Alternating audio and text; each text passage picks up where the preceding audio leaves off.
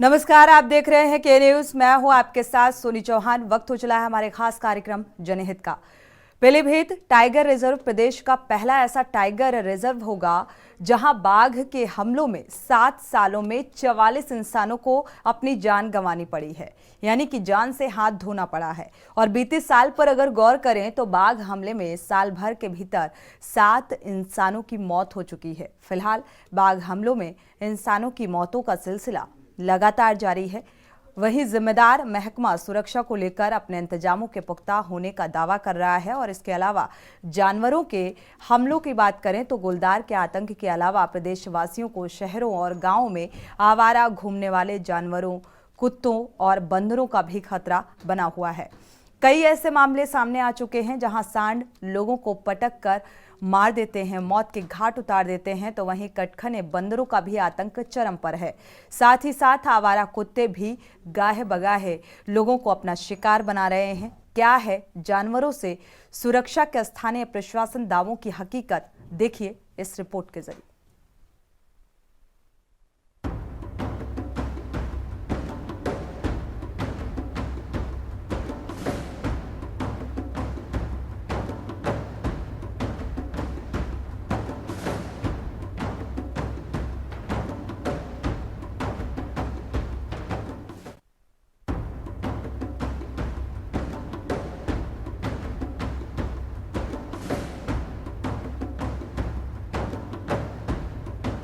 जनपद के जंगल को जून 2014 में टाइगर रिजर्व का दर्जा दिया गया था। टाइगर रिजर्व की घोषणा के बाद बाघ संरक्षण के नाम पर जंगल के किनारे रहने वालों को जो आश्वासन दिए गए थे वही पूरे नहीं किए गए। सिस्टम के इस लापरवाही का खामियाजा जंगल के किनारे रहने वाले ग्रामीणों को अपनी जान गंवाकर भुगतना पड़ रहा है। वर्ष 2021 और 2022 में मानव वन्यजीव संघर्ष में भारी कमी आई।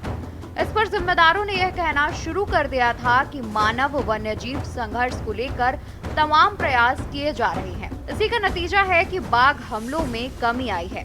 खास बात यह है कि इन सबके बीच टाइगर रिजर्व प्रशासन बाघों के हमलों को रोकने के लिए ठोस कदम उठाना ही भूल गया। नतीजतन 2 साल रही शांति के बाद बीते साल बाघ उग्र हो उठे। गुजरे साल पर गौर करें तो 9 जनवरी से लेकर 26 सितंबर के बीच बाघ हमलों में 7 इंसानों को अपनी जान गंवानी पड़ी। टाइगर रिजर्व के आंकड़ों के मुताबिक वर्ष 2016 से लेकर 2023 तक 44 इंसानों की मौत हो चुकी है। बाघ जंगल के बाहर ना निकले, इसको लेकर पीटीआर प्रशासन जंगल सीमा पर लगातार गश्त करने के साथ निगरानी होने का भी दावा कर रहा है। लेकिन जंगल सीमा के आसपास बाघ हमलों में हो रही इंसानों की मौत इन दावों की पोल खोलती नजर आ रही है।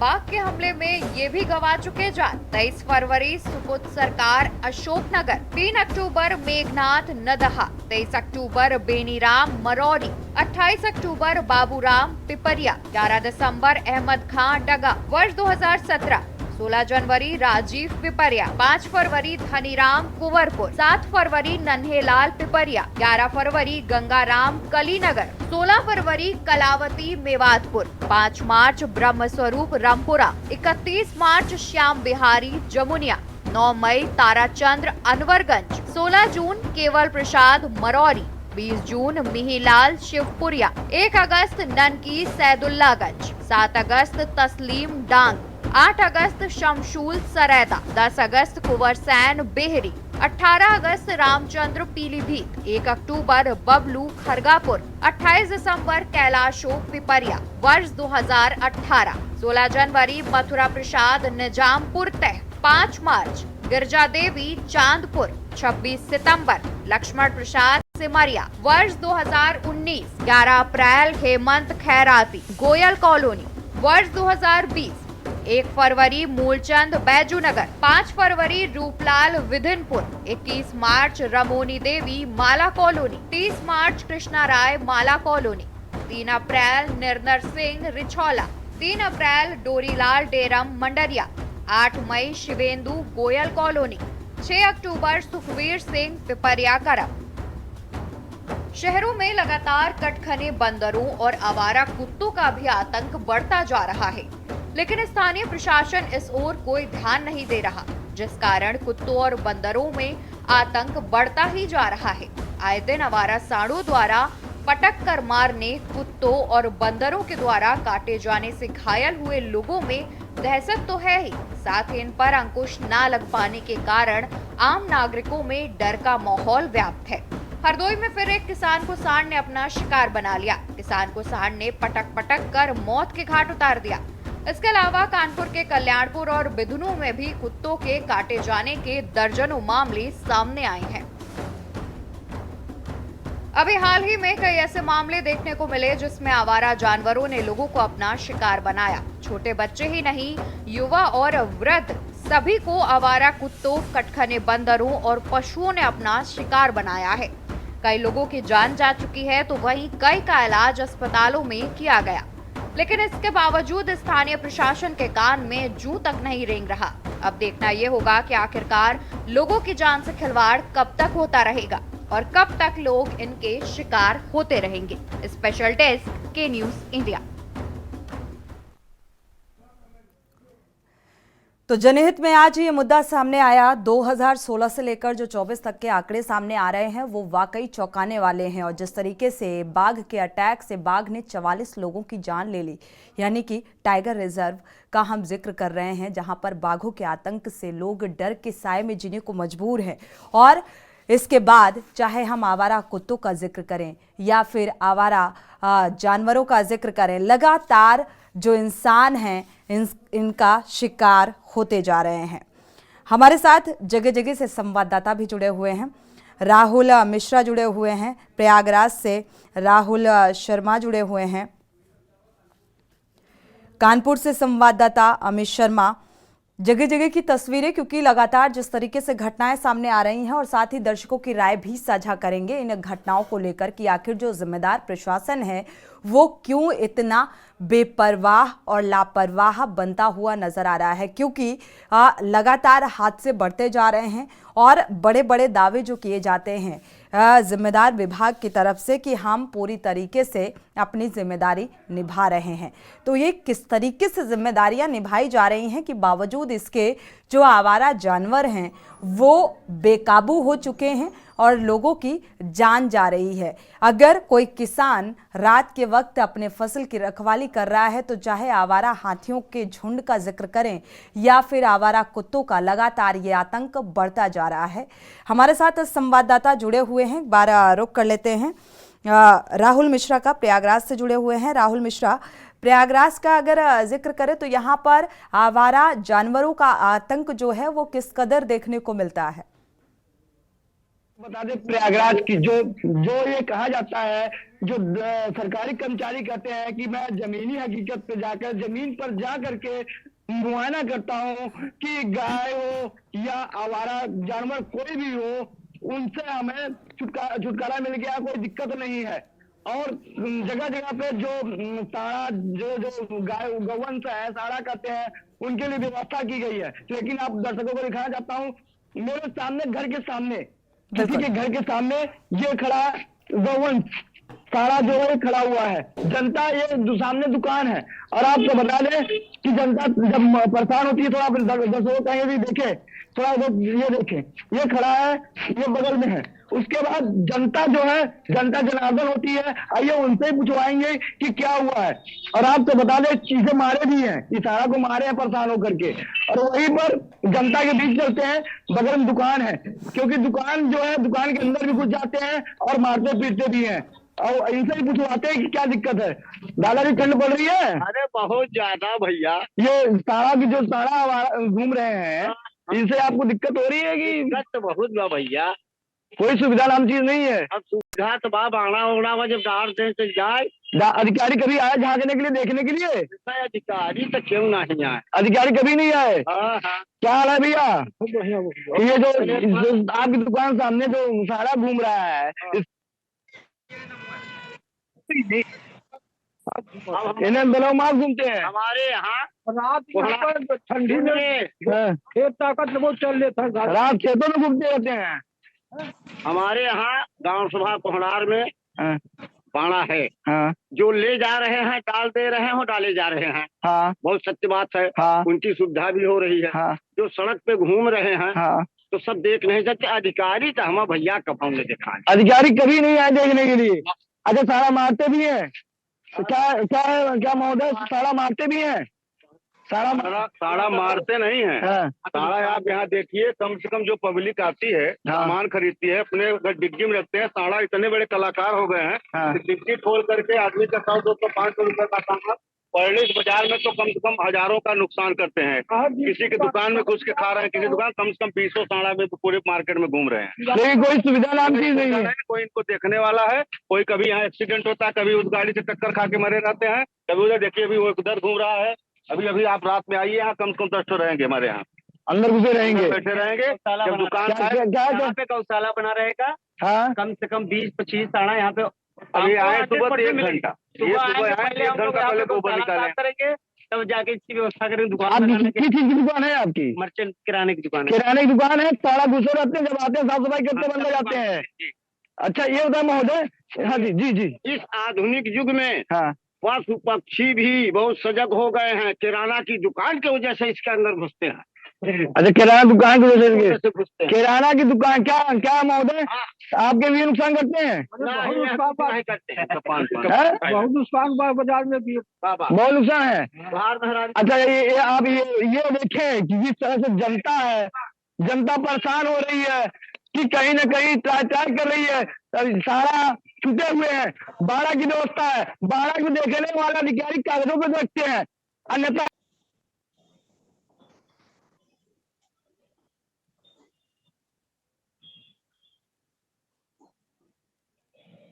जुड़े हुए हैं। इसी बीच एक दर्शक जुड़े हुए हैं, उमेश जैन जी, स्वागत है आपका, अपनी राय साझा कर सकते हैं।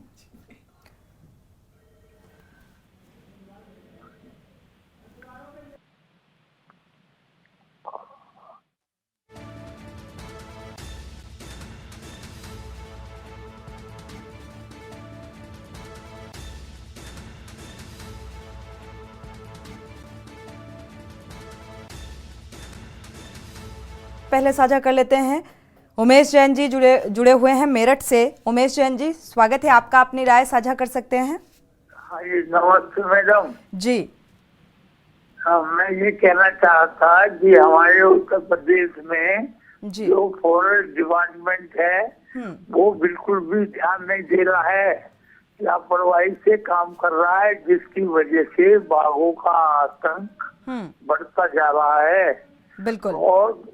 और शहरों में नगर निगम कुत्ते पकड़ने का काम नहीं कर रहा है और ना बंदरों को पकड़ने का काम कर रहे हैं, जिसकी वजह से दिन पे दिन कुत्ते और बंदर आतंक फैलाते जा रहे हैं। शुक्रिया हमारे साथ जुड़ने के लिए और ये राय साझा करने के लिए।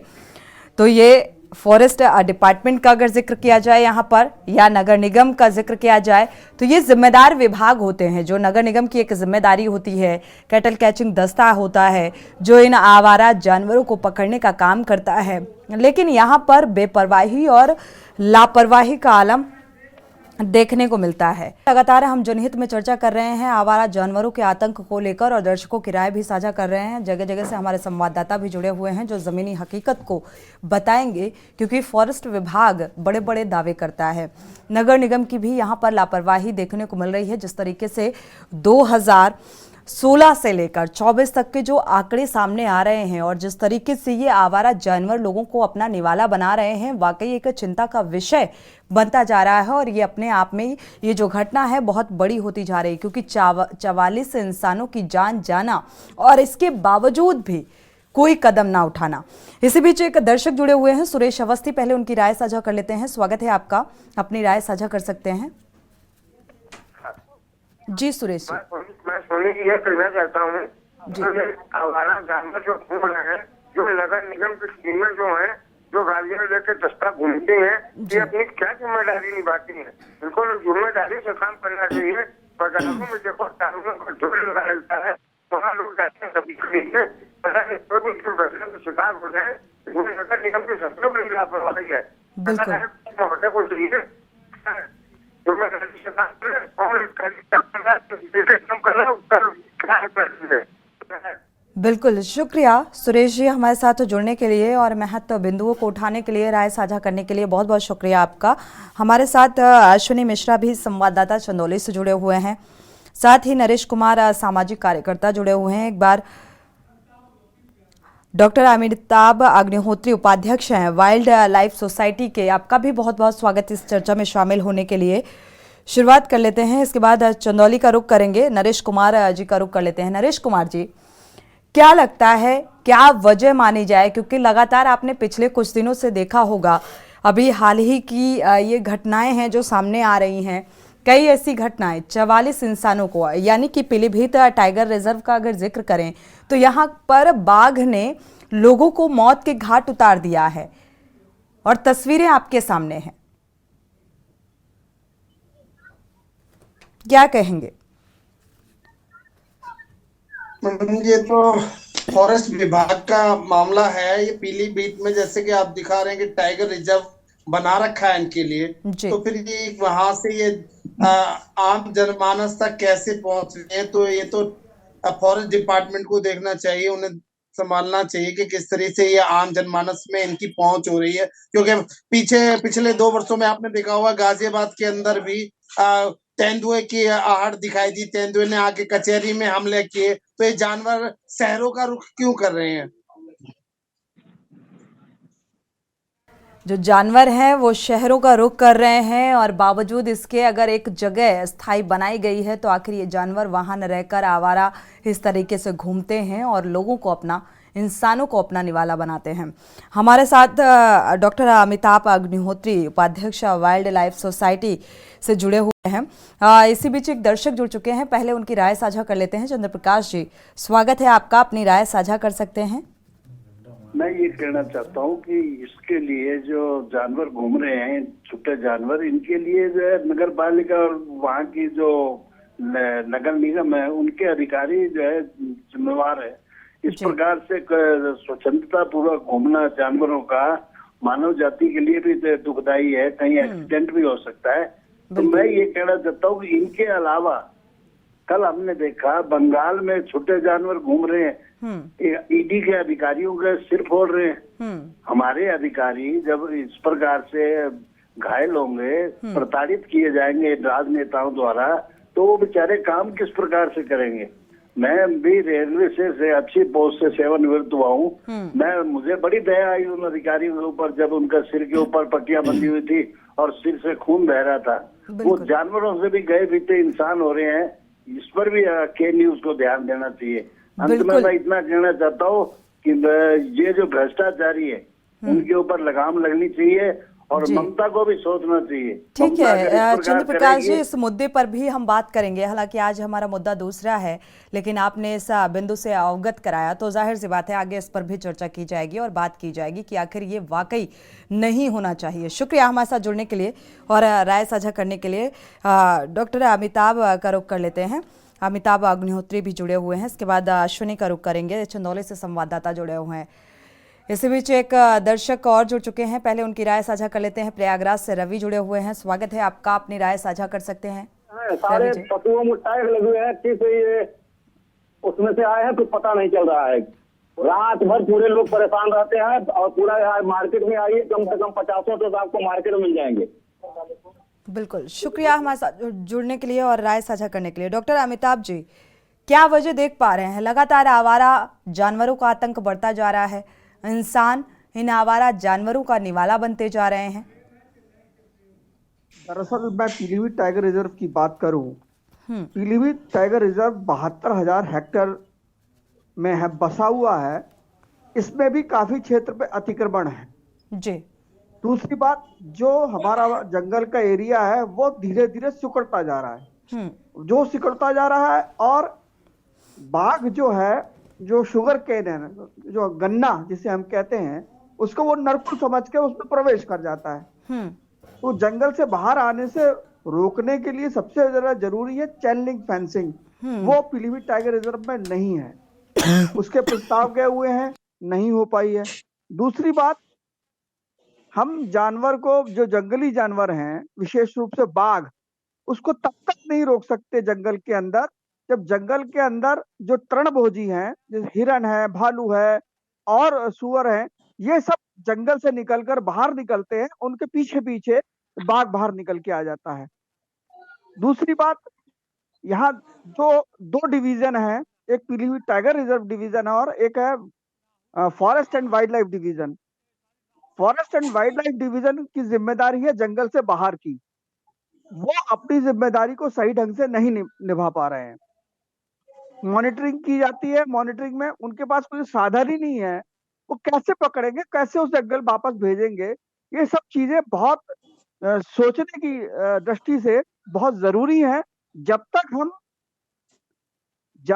वन्य जीवों को, विशेष रूप से बाघ को जंगल के अंदर नहीं रोक पाएंगे, तब तक हम इस तरह की घटनाओं को, मानव वन्य जीव संघर्ष को नहीं रोक पाएंगे। बिल्कुल, ये एक बेहद महत्वपूर्ण बिंदु है यहाँ पर कि हमने रहने की व्यवस्था तो बना दी, लेकिन वहाँ पर क्या वो इंतजाम जो हैं व्यवस्थित होने चाहिए, वो क्या है? क्योंकि अगर एक टाइगर रिजर्व का अगर जिक्र करें यहाँ पर, तो बाघ यहाँ पर रहते हैं, उनको किस तरीके से अंदर ही रखना है, ये एक वन विभाग की बड़ी जिम्मेदारी है।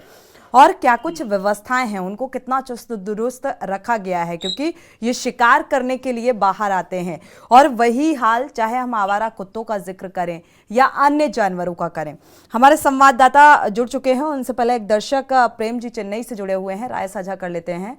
स्वागत है आपका प्रेम जी, अपनी राय रख सकते हैं। नमस्कार मैम जी मैम, हमारे यहाँ बहुत शौक है टाइगर रिजर्व बनाने का। कितने टाइगर बाहर से लाए गए, जिनमें 10-5% रहे, बाकी मर गए। अगर हमको आता नहीं है संभालना, उनका कैसे रक्षा की जाए, तो वो कैसे करेंगे? अब आप देखिए, गाय बैलों की और सांडों की और बंदरों की और कुत्तों की बातें पिछले 6 साल से चल रही है यूपी में, तो आज तक क्या संभाला योगी जी ने? नहीं संभाला। लेकिन नाम योगी जी का बड़ा हो गया है कि वो बहुत बहुत संभालते हैं। संसद में भी उन्होंने ये कहा कि सांड तो हमारे देवता है, भगवान है, उनकी रक्षा करना हमारा फर्ज है। अरे करिए तो, कम से कम कितने इंसान मर गए? तो मालिश की बात आप बता रहे हैं, मर गए आदमी, क्या 1-2 आदमी मरने से भी हंगामा होता है? अब जानवरों को ये समाज बाहर के नहीं पा रहे हैं और नए जानवर बाहर से हमारे पीएम साहब ला रहे हैं। सोचने की चीज है, इनसे कुछ समझता नहीं है, लेकिन देश को दिखाने के लिए कि हम कैसे काम कर रहे हैं, सोचने की चीज है। हमारा प्रेम जी शुक्रिया हमारे साथ जुड़ने के लिए और ये राय साझा करने के लिए। एक बार पीलीभीत का रुख कर लेते हैं, क्योंकि एक बड़ी घटना जो है वो पीलीभीत के टाइगर रिजर्व से सामने आई, यानी कि 44 इंसानों की मौत। बाघ ने इंसानों को अपना निवाला बनाया, बड़ी बात है और ये आंकड़ा अपने आप में बड़ा है। राहुल शर्मा संवाददाता पीलीभीत से जुड़े हुए हैं, राहुल शर्मा का रुख कर लेते हैं। राहुल, क्या वजह और कितना जिम्मेदार जैसे वन विभाग है, एक बड़ी लापरवाही के चलते ही आज ये 44 इंसानों की जान गई है, क्या अभी भी कोई सतर्कता बढ़ती जा रही है या फिर लापरवाही भरा रवैया अभी भी नजर आ रहा है? क्या रख रखाव, क्या व्यवस्था? जी सोनी जी, आपको बताना चाहेंगे, वन विभाग की बहुत बड़ी लापरवाही पीलीभीत में देखने को मिल रही है। 7 साल में 44 लोगों की जान जा चुकी है, मगर वन विभाग की बात की जाए, वन विभाग अभी भी कोई एक्शन मोड में नहीं है, बल्कि 7 करोड़ रुपए जो आया था तार फेंसिंग के लिए, वो भी अभी यूज नहीं हुआ है। लगातार 7 सालों में 44 लोगों की जान जा चुकी है, मगर वन विभाग की इधर से अभी भी कोई भी एक्शन नहीं हुआ है। क्या इस आंकड़ों के बाद, क्योंकि ये आंकड़े लगातार बढ़ते जा रहे हैं, अभी 2 से 4 दिन पहले भी एक किसान को बाघ ने निवाला बनाया था, और क्या वन अधिकारियों से, किसी भी फॉरेस्ट अधिकारी से आपकी बातचीत हुई इस घटना को लेकर? हमने संपर्क किया, मगर उन्होंने कोई भी संपर्क साधने से मना कर दिया है। वन विभाग की बहुत बड़ी लापरवाही है। पीलीभीत में लगातार क्षेत्र में दहशत भी बनी हुई है। बाघ के आतंक से 7 सालों में 44 लोगों की जान जा चुकी है। बिल्कुल, लेकिन अगर यहाँ पर व्यवस्थाओं का जिक्र करें, जैसा कि पीलीभीत में ये टाइगर रिजर्व बनाया गया, बाघों को यहाँ पर सहेजने के लिए उनकी व्यवस्था क्या कुछ है? क्या आपने जमीनी हकीकत जानी वहाँ पर व्यवस्थाओं को लेकर? सॉरी।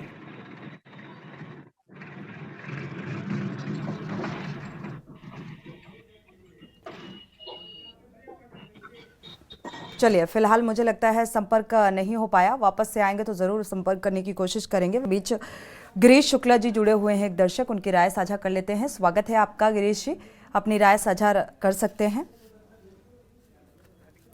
करने वाला आंकड़ा है। मैं सरकार के, केंद्र के नरेंद्र मोदी जी को और योगी साहब को ये आगाह करता हूँ कि जो भी ये जीव हैं जो मनुष्य को नुकसान पहुंचा रहे हैं, इन्हें तत्काल प्रभाव से पिंजड़ों में किया जाए। आप फेंसिंग बनवा नहीं पाएंगे जल्दी, आप पिंजड़े तैयार करें, इनको पिंजड़ों में बंद करें, इनकी देखरेख पिंजड़ों में करावें। जब तक आप फेंसिंग न लगा लें, इस तरह से जानवरों से आदमियों को कत्ल नहीं करवावें, क्योंकि इस देश का संविधान इन मानव जाति के कल्याण के लिए बना है, केवल जानवरों के कल्याण के लिए नहीं। लेकिन आप झूठी भावनाओं के आधार पर नेता लोग अपने फायदे के लिए इस देश के मनुष्यों को कत्ल करवा रहे हैं खुलेआम। हमने एक बार कुत्तों को लेकर के केस लड़ा था डॉक्टर प्रभात कुमार यहाँ डीएम थे कानपुर के, और सारे कुत्ते देश के मारने का ऑर्डर भी हुआ था, अखबारों में आ भी गया था। लेकिन चंद पूंजीपतियों ने, योजनाएं तो आज भी हैं गिरीश जी, लेकिन नगर निगम की लापरवाही यहाँ पर चरम पर है। शुक्रिया हमारे साथ जुड़ने के लिए और ये राय साझा करने के लिए। अगले दर्शक बाराबंकी से विमलेश जी जुड़े हुए हैं, स्वागत है आपका, अपनी राय रख सकते हैं। जी हेलो मैम, मैं बरखेड़ा से हूँ, पीलीभीत से। जी, पीलीभीत से बोल रहे हैं जी, अपनी राय रख सकते हैं। जी, इसमें बाघों के हमले का मेन कारण जो है मुख्य ये जंगलों का कटान है। वन विभाग के साथ होते जो जंगल काटे जा रहे हैं लगातार, कहीं वन लकड़ी माफियाओं द्वारा, या इसी वजह से बाघ जो है वो जंगलों से निकल के आबादी क्षेत्र में आ रहा है। शुक्रिया। कहीं न कहीं जिसमें लापरवाही जो है वन विभाग की है। वन विभाग अगर लकड़ कट्टों पे सख्ती बरते तो बाघों का हमले जो है इंसानों पे वो कम हो सकते हैं। बिल्कुल, शुक्रिया हमारे साथ जुड़ने के लिए और ये राय साझा करने के लिए। हमारे साथ लगातार पीलीभीत से संवाददाता भी जुड़े हुए हैं और भी मेहमान जुड़े हुए हैं, और साथ ही प्रयागराज से राहुल मिश्रा, कानपुर से सुरेश सविता जुड़े हुए हैं। राहुल शर्मा का रुख कर लेते हैं एक बार। राहुल शर्मा, अगर पीलीभीत का जिक्र करें, यहाँ पर पीलीभीत से एक दर्शक जुड़े हुए थे जिनका कहना है कि भारी तादाद में जो कटान है वो की जा रही है। जंगलों की कटान की वजह से जो है ये जानवर जंगल से बाहर निकल कर आते हैं, शिकार करते हैं।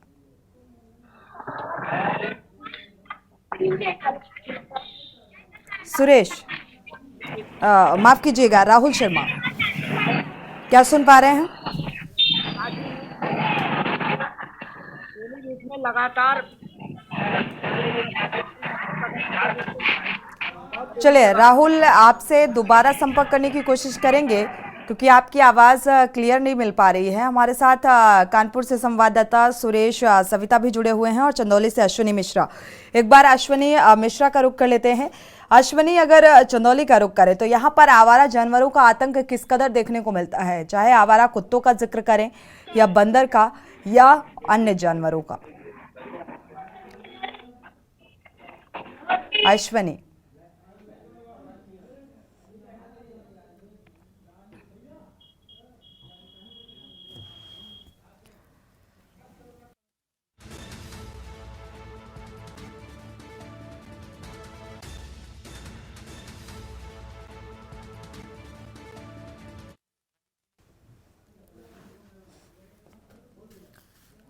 तो अश्विनी को शायद आवाज नहीं मिल पा रही है, दोबारा से संपर्क करने की कोशिश करते हैं।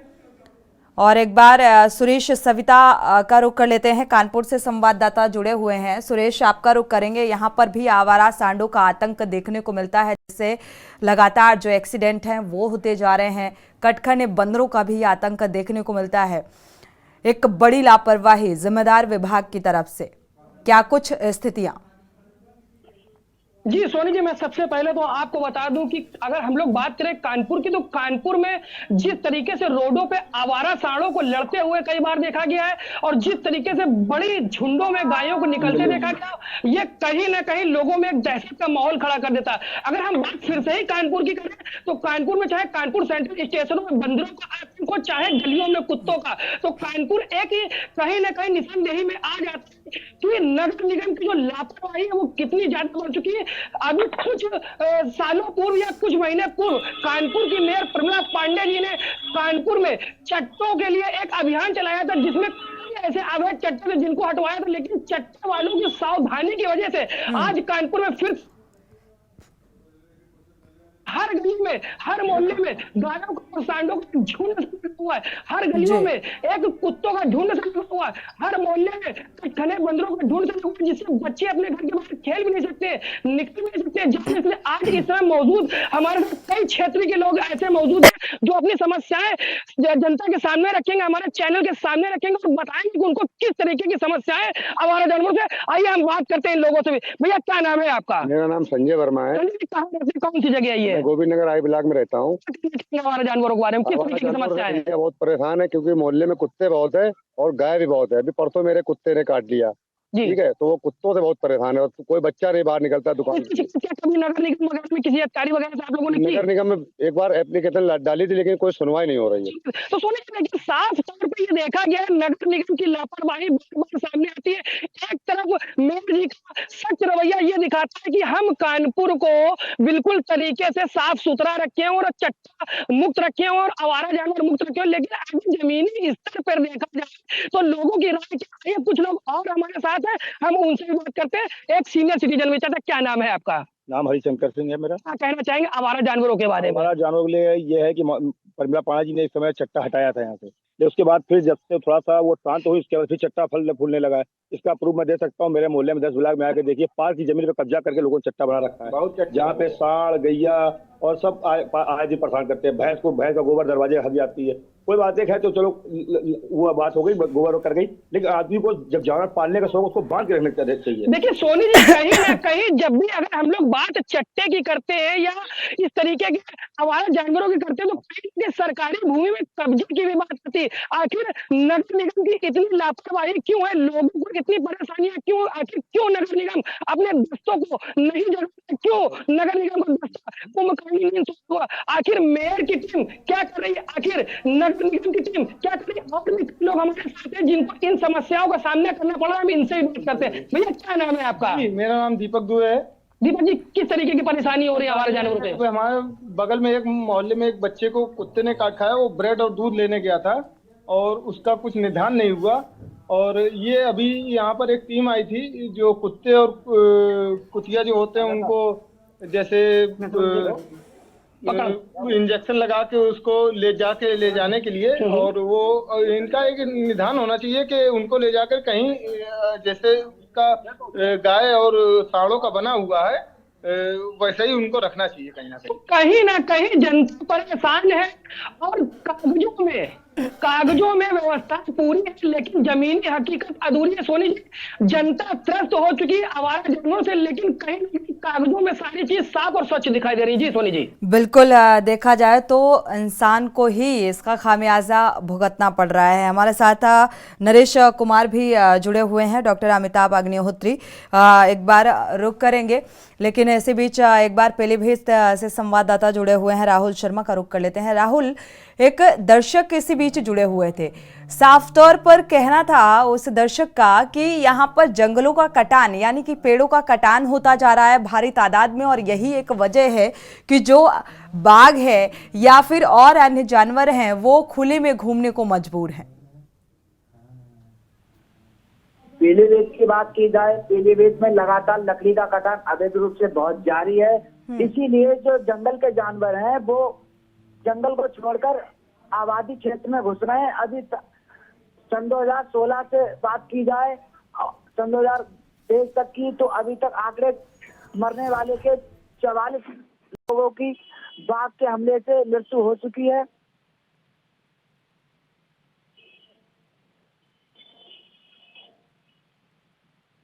को आवाज मिल पा रही है? जी। तो भारी तादाद में जिस तरीके से कटान हो रही है, इसको लेकर क्या किसी भी जिम्मेदार से आपने बात की कि अगर कटान होगा, जब जंगल ही खत्म हो जाएंगे तो ये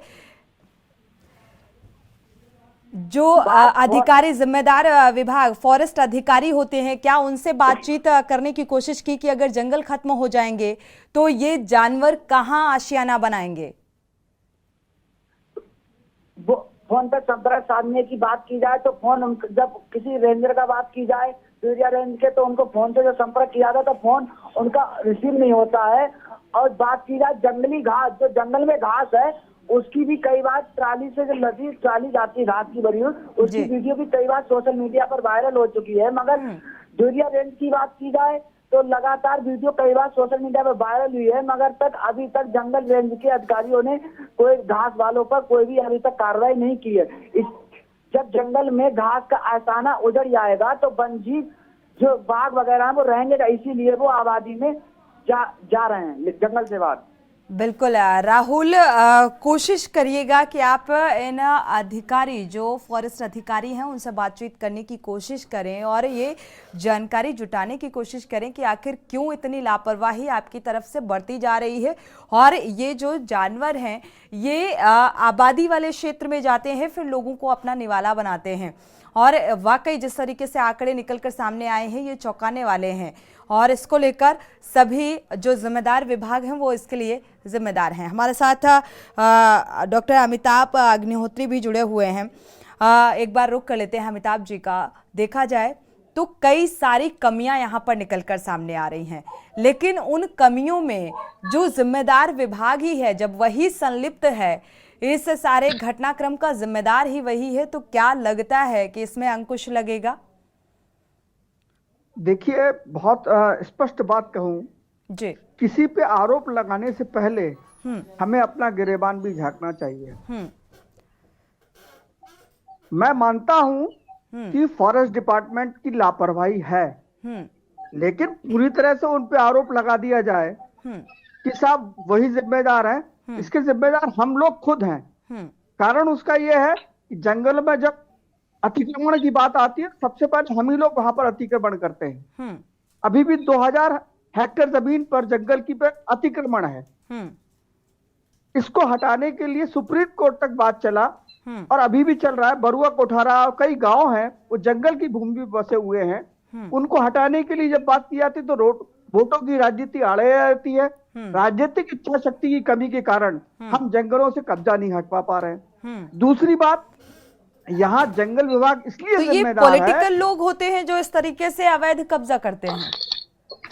पॉलिटिकल नॉन पॉलिटिकल, उसको वोटों की चिंता होती है, अपने वोटों की चिंता के लिए वो बोलते नहीं है जी। दूसरी बात, मैं जो कह रहा हूं कि जो जंगल की रीढ़ होते हैं वाचर, उनको हम एक एक साल तक तनख्वाह नहीं दे पाते हैं, तो वो जंगल की लकड़ी कटाएगा, घास कटाएगा।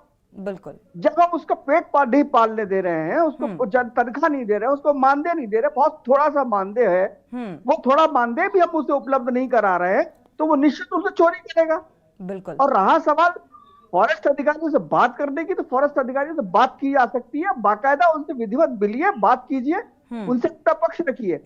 अभी 2 दिन पहले ही मैंने मुख्यमंत्री जी को एक पत्र लिखा है कि जो वन एवं वन्य जीव प्रभाग है वो गैर जिम्मेदाराना रवैया अपना रहा है। बिल्कुल। यहाँ पर अमिताभ जी, लगभग कितना बजट मुहैया होता है अगर यहाँ पर रख रखाव की बात करें? ये तो वही स्थिति हो गई, गौशाला वाली स्थिति हो गई कि हम बजट तो बहुत कम दे रहे हैं लेकिन रख रखाव में कमी है और क्या हश्र है ये सभी को पता है। यहाँ 10 करोड़ की कार्य योजना बनके जब जाती है तो उसमें से 2 करोड़ रुपए जब सैंक्शन होता है तो 2 करोड़ में कैसे हम जानवरों की सुरक्षा कर पाएंगे, कैसे हम अपने कर्मचारियों को दे पाएंगे, ये दोनों बिंदु सोचने वाले हैं। बिल्कुल। एनटीसीए से जब सहायता मिलेगी वो स्टेट गवर्नमेंट आएगी, स्टेट गवर्नमेंट उस पर 40% अपना लगाएगा, स्टेट गवर्नमेंट अपना लगाता नहीं है। बिल्कुल। हम दरअसल बात यह है, बाघ वोट तो देता नहीं है, अगर वोट देता तो उस पर सारे पॉलिटिकल पार्टीज बोलती, सारे लोग बोलते। बिल्कुल, बाघ वोट नहीं देता, लेकिन इस लिहाज से भी तो सोचना चाहिए कि अगर बाघ इंसानों को अपना निवाला बनाएगा और तो उसमें भी तो वोटिंग प्रतिशत में कमी आएगी। 44 इंसानों की जान गई है। 44 इंसानों की जान केवल 1 साल में नहीं गई है, 2000। बिल्कुल नहीं, ये टोटल आंकड़ों का जिक्र कर रहे हैं। 2016 से 24 तक के ये आंकड़े जो निकलकर सामने आए, हम उसका जिक्र कर रहे हैं। लेकिन ये आंकड़े बढ़ेंगे, हम तो टोटल देखेंगे ना कि किस तरीके से ये इतने आंकड़े बढ़ते जा रहे हैं और इसको लेकर सरकार का रवैया सख्त होना चाहिए, बजट को बढ़ाना चाहिए। नहीं, अब जब देखिए इन्होंने एक रिवाइल सेंटर बनाने की बात की थी, जो जानवर पकड़े जाएंगे, बाघ वगैरह पकड़े जाएंगे, उनको रिवाइल सेंटर में सैंक्शन हो चुका है, लेकिन बजट जारी नहीं हुआ है। रिवाइल सेंटर का एक बजट जारी नहीं हुआ, सैंक्शन हो गया साहब, बाय बाय लूट ली नेताओं ने साहब। हाँ, हमने पीलीभीत में सैंक्शन कर दिया, रिवाइल सेंटर बनेगा पीलीभीत में। बनेगा कब? जब लोग और मरेंगे। बजट आप दोगे नहीं। बिल्कुल, अब बजट ही नहीं पास होगा तो बनेगा कैसे? प्रस्ताव नहीं पास होगा तो बनेगा कैसे? बिल्कुल, स्टाफ आप दे नहीं रहे हो, फिर आप किस बूते पर बात करते हैं कि हम जानवरों की सुरक्षा करेंगे, हम आदमी की सुरक्षा करेंगे। बिल्कुल बिल्कुल। नरेश हमारे साथ नरेश कुमार जी भी जुड़े हुए हैं, सामाजिक कार्यकर्ता हैं। नरेश जी, ये दोहरा चरित्र जो सामने आ रहा है, ये देखा जाए एक राजनीतिक एक पैठ बनाया हुआ शख्स वो इस तरीके से अतिक्रमण करता है।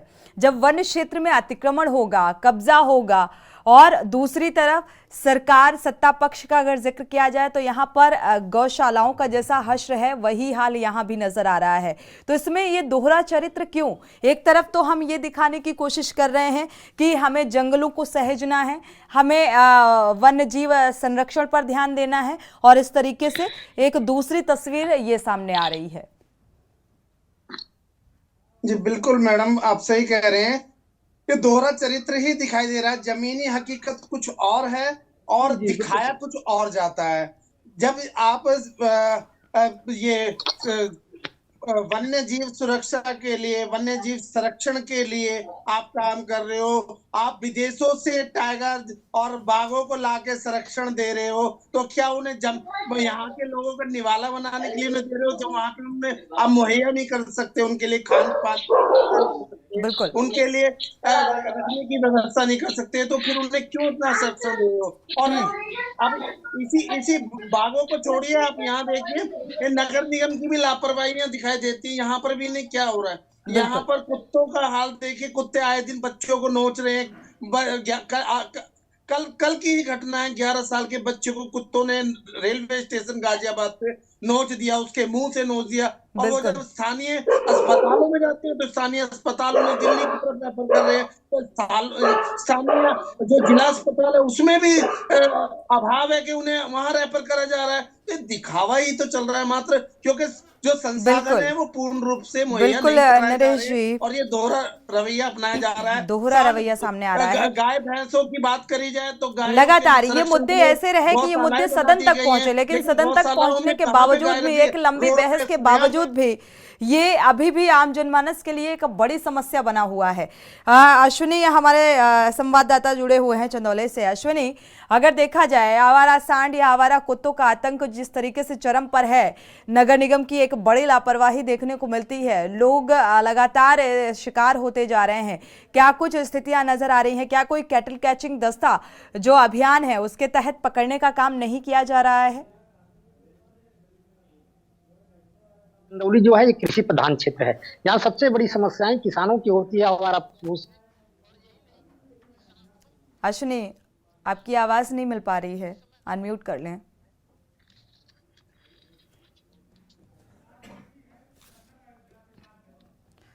अश्विनी, आपकी आवाज नहीं मिल पा रही है। इसी बीच एक दर्शक जुड़े हुए हैं, राजबली जी अयोध्या से जुड़े हुए हैं। स्वागत है आपका, अपनी राय साझा कर सकते हैं राजबली जी।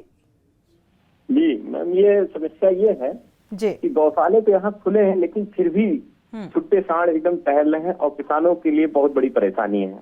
बिल्कुल, ये एक बड़ी समस्या, रात भर किसानों को अपनी खेतों में रखवाली करनी होती है। शुक्रिया हमारे साथ जुड़ने के लिए और ये राय साझा करने के लिए। वाकई इंसानों के लिए एक बड़ी समस्या बनता जा रहा है जिस तरीके से आवारा कुत्तों और आवारा बंदरों का आतंक जारी है। आप सभी मेहमानों का इस चर्चा में शामिल होने के लिए बहुत बहुत शुक्रिया।